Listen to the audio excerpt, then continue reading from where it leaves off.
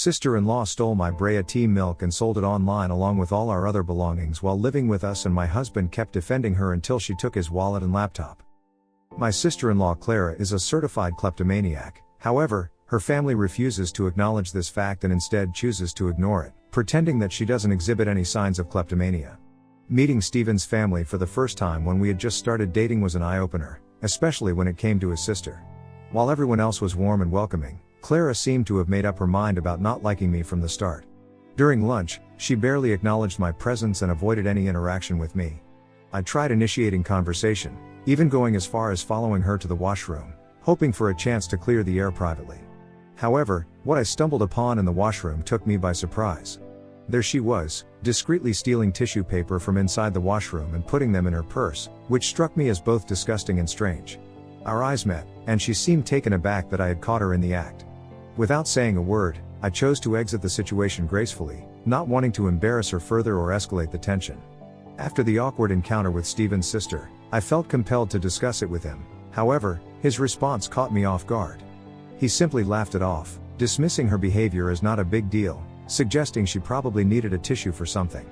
He told me that I was overthinking for no reason. While I tried to accept his explanation and let it go, it didn't quite sit right with me.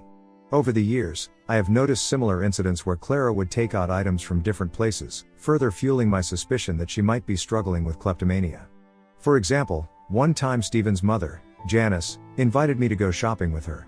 I was excited to spend some one-on-one time with her. However, upon arriving at the mall, I realized that Clara, Steven's sister, was also joining us. I greeted her politely, but she merely nodded her head towards me in acknowledgement without saying a single word. While Janice and I went around the mall looking for some new clothes, Clara followed us all along. When we were trying out clothes, I noticed that Clara kept entering the fitting rooms with clothes but never came out with any of them. She would comment that none of the dresses looked good on her or suited her, even though she had tried on quite a few. Initially, I didn't pay much attention to this, thinking it was just her particular taste. Later, when we came out of the store and stopped for ice cream after our shopping spree, Clara generously offered to pay for everyone. As she opened her bag to retrieve her wallet, I noticed a familiar blue dress inside, the same one she had tried on earlier in the trial room and dismissed by saying it was too tight for her. I couldn't understand what the dress was doing in her handbag, and it raised a red flag in my mind. So I asked her when she had bought the dress from the store since I hadn't seen her make the purchase. My question caught the attention of Janice, who also looked back and noticed the dress in her daughter's bag. Clara quickly tried to conceal the dress by closing her bag and avoiding looking at me directly. It was quite apparent to me that Clara had clearly stolen the dress, and I just stared at her incredulously as she stammered to come up with an excuse. However, Janice then interrupted to downplay the seriousness of the matter, mentioning that maybe Clara had done that by mistake and that many people sometimes accidentally take things from the store. I was taken aback by her reaction, and I guess mother-in-law must have noticed my face change because she immediately backtracked on her words. She tried to clarify that she had no idea that Clara would do such a thing, and we should just forget about it. I argued back that if it was indeed an unintentional oversight, then we should rectify it by returning the dress. However, Janice insisted that going back to the store was unnecessary. She pointed out that the store was a large multinational corporation with plenty of clothes, implying that if Clara indeed stole this one dress, then it wasn't really a significant loss to them. Despite her attempts to dissuade me, I stood my ground firmly. I insisted that I would go back and pay for the dress, and they could either accompany me or I would go alone. Reluctantly, Janice and Clara agreed to accompany me back to the store, and in the end, I had to pay for the wretched dress since apparently Clara didn't even have enough money to pay for it. The whole incident just left a bitter taste in my mouth. Later that evening, I tried to talk to Steven about what had happened. I explained the situation with Clara and how uncomfortable it had made me. To my surprise, Steven told me I should have let it go and not embarrassed his sister, arguing that it wasn't really harming anyone. His response frustrated me. I told him I couldn't just ignore my moral responsibility, even if his family seemed comfortable with such behavior. Steven took great offense to my words, and the conversation quickly escalated into a heated argument. He demanded that I apologize to him for saying such things about his family, but I refused. The disagreement grew so intense that I even considered breaking up with him if he couldn't find a resolution. Thankfully, after a few days of cooling off and reflecting, Steven came back to me with an apology.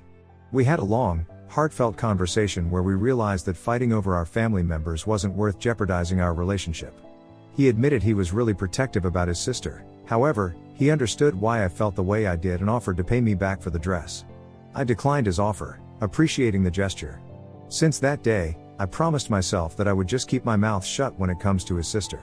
The second incident involving Clara occurred at Stephen's cousin's baby shower. The event was filled with joy and anticipation as everyone gathered bearing gifts from her registry.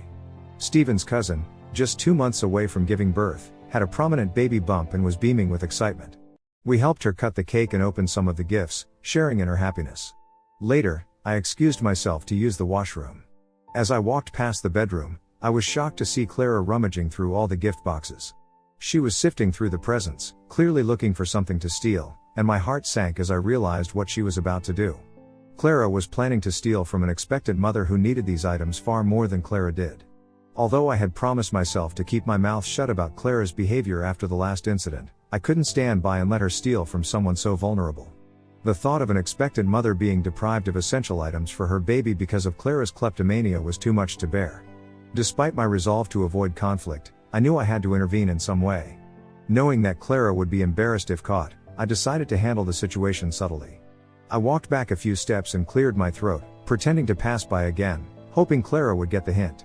As I approached the bedroom, I greeted her casually, making it seem like I had just happened to be passing through. Clara's reaction was immediate. She quickly stopped rummaging, got up, and exited the bedroom to rejoin the guests in the living room.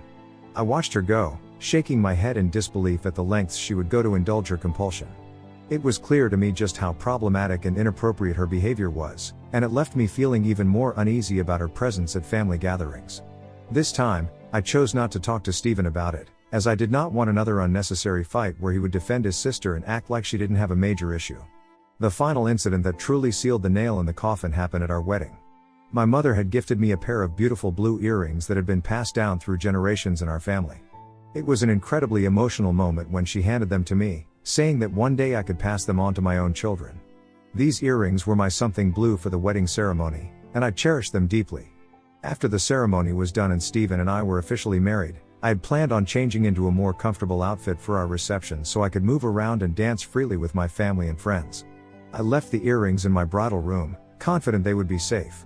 The venue was reputable and secure, and the only people present were our wedding guests whom I trusted implicitly. The reception was a joyous occasion. Stephen and I danced the night away, basking in the love and happiness that surrounded us. I couldn't believe that he was finally my husband. It was a perfect night filled with laughter and celebration. However, in the early hours of the morning, when my bridesmaids and I returned to the bridal suite to pack up our belongings, I noticed that the earrings were missing. Panic set in immediately as I looked around the room. I knew all my bridesmaids well, they were my childhood friends and would never steal from me. Everyone began frantically searching the room, hoping the earrings had simply fallen or been misplaced somewhere. My heart pounded as we tore the room apart, looking into every nook and cranny. I was freaking out and crying, devastated by the loss. These earrings meant so much to me, far beyond their financial value. They were a symbol of my family's heritage. As we continued searching, a terrible suspicion began to creep into my mind. I knew there was only one person at our wedding who was capable of stealing. Throughout the evening, I noticed Clara acting strangely. She had been hovering around the bridal room earlier, and during the reception, she had gone missing for some time. In hindsight, her overall behavior seemed very suspicious. My heart sank as I considered the possibility that she might have taken the earrings, since I already knew she liked stealing. Confronting Clara was the last thing I wanted to do on my wedding night, but the thought of losing such a precious family heirloom was unbearable. I took a deep breath, trying to steady my nerves, and walked over to where she was standing, surrounded by the rest of our family. With as much calm as I could muster, I asked her if she had seen my earrings. Clara's eyes widened, and she stammered out a denial, but her reaction only made me more certain. My bridesmaids, sensing the tension, gathered around us, their expressions a mix of concern and suspicion. The atmosphere in the room grew thick with unease as I pressed her further, my voice trembling with a mix of fear and anger as I confronted Clara about the missing earrings. Janice approached us, her face a mix of curiosity and concern. She asked what I was doing, but I held up my hand to stop her from interrupting. My eyes locked onto Clara's, and I repeated my question more firmly this time. Clara looked increasingly uncomfortable, her eyes darting around the room. And just then, Stephen came over, sensing the growing tension.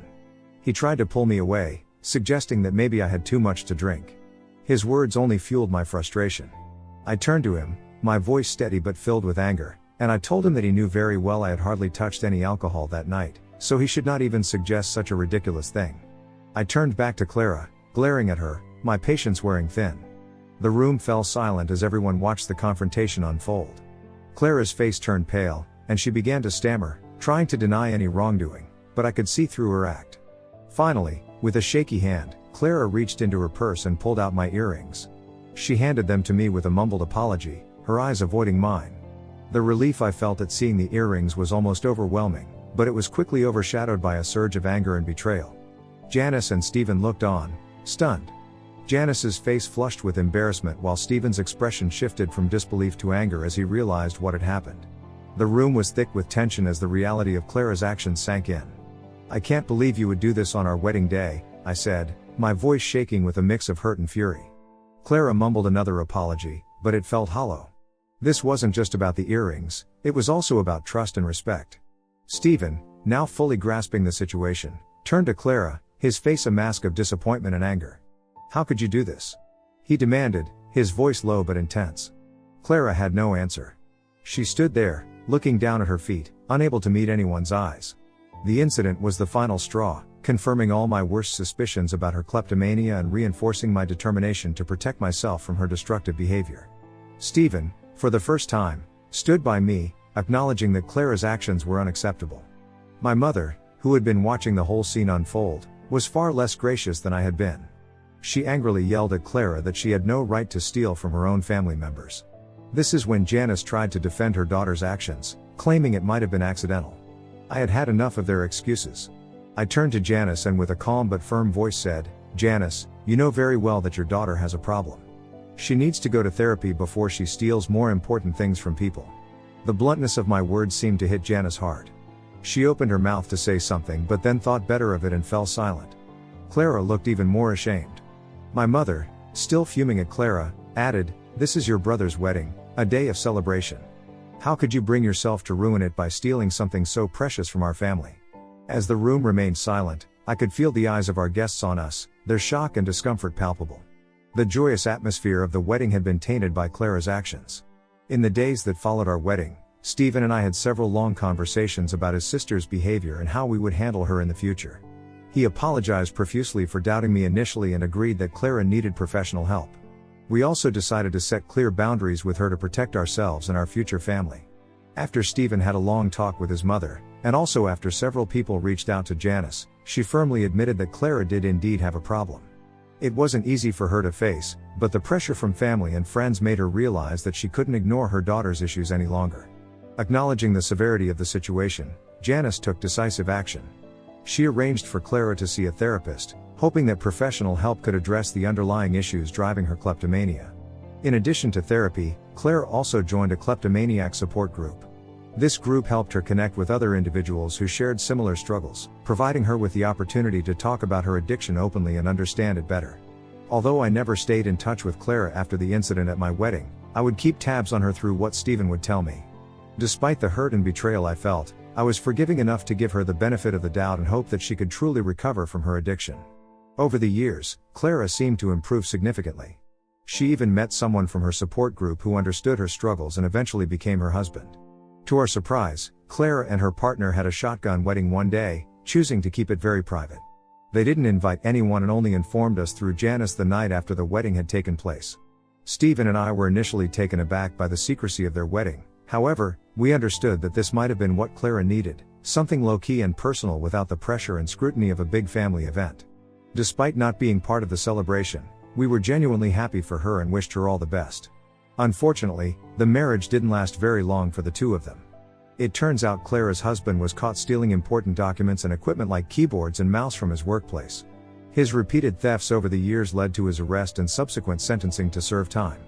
The news devastated Clara, and with nowhere else to go, no job to sustain her, she had no choice but to move back in with Janice.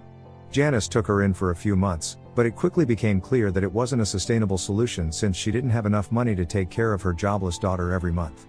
Clara wasn't making any progress in getting back on her feet, and Janice was tired of the situation.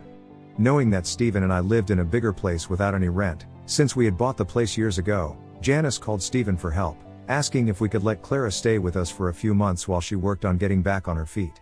When Stephen brought up the idea, I was vehemently against it. Just recently, we welcomed a wonderful baby boy into our lives, and taking care of our son while balancing work has been quite a task. Given this busy time and my discomfort around Clara, I didn't want to have her at our place, especially someone who likes to steal.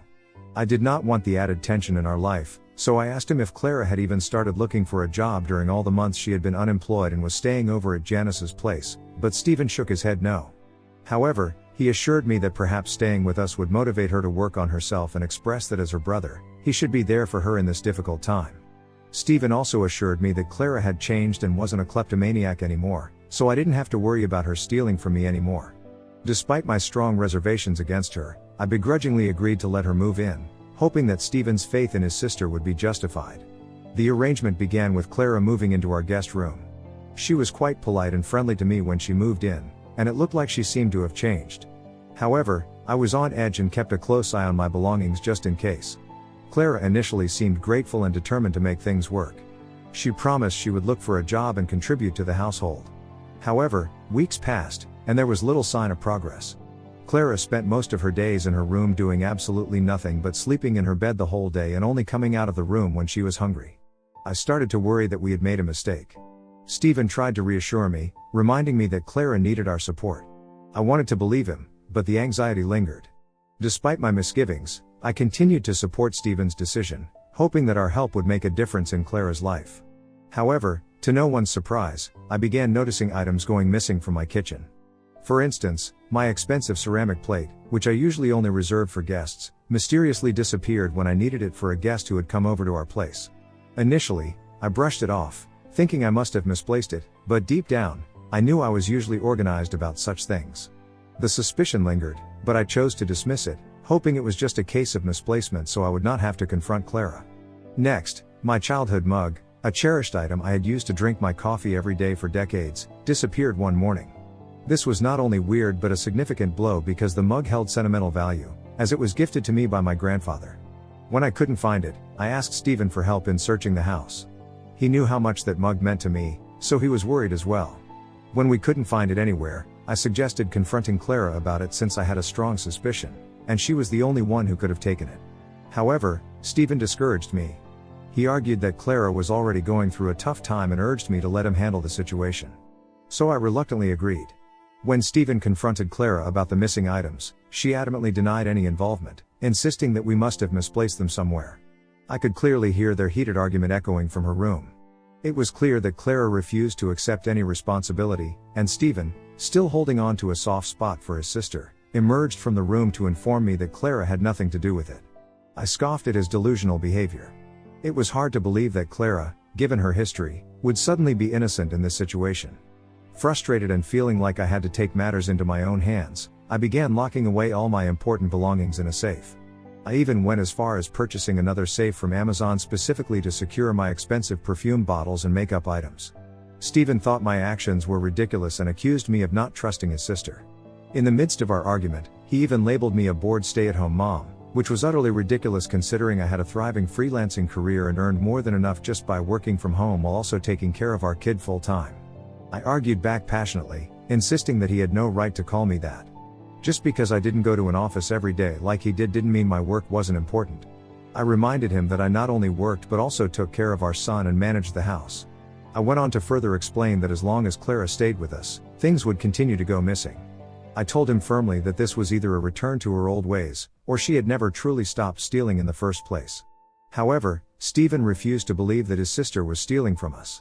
He and I were at odds over this, with him wanting to believe in Clara's innocence and me feeling the need to protect myself and my belongings. Well, I didn't have to wait long for my suspicions to be validated. Yesterday, Stephen woke up to find his laptop missing as he prepared for work. Initially, he asked me if I had taken it for some reason, but I assured him that I wouldn't do that since I had my own laptop. Then he speculated that perhaps he had left it in the office the previous night. However, things took a more serious turn when he realized that his wallet was also missing from the drawer downstairs where he kept his car keys. This was a major concern because his wallet contained not only a substantial amount of money but also his driver's license and credit cards. Stephen began to panic as he searched frantically around the house, checking every nook and cranny, hoping to find his missing belongings. I could see his anxiety mounting with each passing moment. Meanwhile, I sat there with a knowing smile, as I had already pieced together who was responsible for this. As Stephen called out for Clara, his voice filled with increasing worry and frustration, there was no response. He hurried into her room, expecting to find her there, but the room was empty. He continued to call out for her, his voice echoing through the house, but there was still no answer. Then he turned to me and asked if I knew where she was, but I simply shrugged, unable to hide my satisfaction at being proven right. Stephen's frustration was palpable as he then repeatedly tried to call Clara, only to be met with silence on the other end. His anger grew, and he dialed his mother's number to vent his frustrations. However, instead of receiving the sympathy he sought, Janice attempted to pacify him by downplaying the whole situation again. She mentioned that even if Clara did steal his wallet, the items inside were replaceable anyway. This further infuriated Stephen. He erupted in anger during the call, telling her that Clara had no right to steal from him when he had been defending her to me all this while. I couldn't help but shake my head and laugh in disbelief, realizing just how much this family tended to baby Clara and defended her actions even when they faced serious consequences like this. When Clara finally decided to return home in the evening after not picking up Stephen's calls all day, she looked like she had just come from a bar, clearly intoxicated. Stephen, who had been consumed with worry and frantically trying to reach her, immediately confronted her about his missing laptop and wallet. Clara, in her drunken state, attempted to calm him down by denying any involvement at first. However, Stephen's frustration was at a breaking point, and he threatened to involve the authorities if she didn't come clean about the theft. At this ultimatum, Clara broke down and tearfully admitted the truth. It turns out that Clara had started an online store where she had been systematically stealing from us for the past few weeks that she had been living with us and selling our belongings on her store. My disbelief turned to horror when she confessed to everything she had stolen from us, including my breast milk, which she claimed was highly valuable and had fetched a significant amount of money. I listened in disgust as Clara confessed to stealing not just Stephen's belongings but also my prized ceramics, including my expensive pieces and my cherished old mug. She admitted to taking various other items from around the house that were lying around. Stephen, overwhelmed with a mix of anger and betrayal, started shouting at her for violating his trust. As I write this, Clara is still in our home, and I am utterly disgusted by her presence. I feel strongly that she needs to leave our place, and I believe my husband needs to show some backbone in handling this situation. Out of all the things she has done, I can't believe she has been stealing my breast milk, which is intended just for my baby. I want to call the police on her, but I know it will drastically spoil my relationship with my husband. Ida, if I kick my sister-in-law out after everything she's stolen from us? Update 1. Wow, when I posted this last week, I had no idea that my post would become this popular. It's quite amusing that some of you have been suggesting I leave my husband over this situation. I'm not going to break up my marriage just because Stephen has a kleptomaniac sister. Like many people, my husband has a soft spot for his family, and that's something I understand and respect. Despite our disagreements regarding his sister, he is the one who has suffered the most after his laptop and wallet were stolen by her. Also, if I forgot to write this earlier, I'm mentioning it now, Clara did return his credit cards, but she had already sold the wallet and laptop and used whatever cash she found in his wallet for drinking at a bar. Now coming on to the main update. I reached a point last week where I had to put an ultimatum on my husband. Either he asked his sister to move out, or I take our son to my parents' place. If Clara continued to stay with us, I couldn't tolerate living with someone who would steal my breast milk to earn money from random strangers. It was creepy and disgusting. Surprisingly, Stephen admitted that he had been contemplating the same thing. He was relieved that I brought it up and assured me that he would ask her to leave. We both sat down to talk to his sister and gave her a day's notice to move out immediately. Initially, Clara panicked and called Janice in desperation, who in turn called Stephen to change his mind. However, Stephen had reached his limit and firmly stated that Janice needed to take care of her own daughter because he needed to prioritize me and our baby. He also didn't hold back in informing Janice about all the weird things Clara had been stealing from us, which effectively silenced Janice. Clara officially moved out yesterday, and I know it's not very nice of me to say this, but I'm glad that she's finally gone from our lives. I'm also glad that she did what she did because now my husband has learned his lesson, and he will never agree to invite her to stay with us, which brings me a great sense of relief.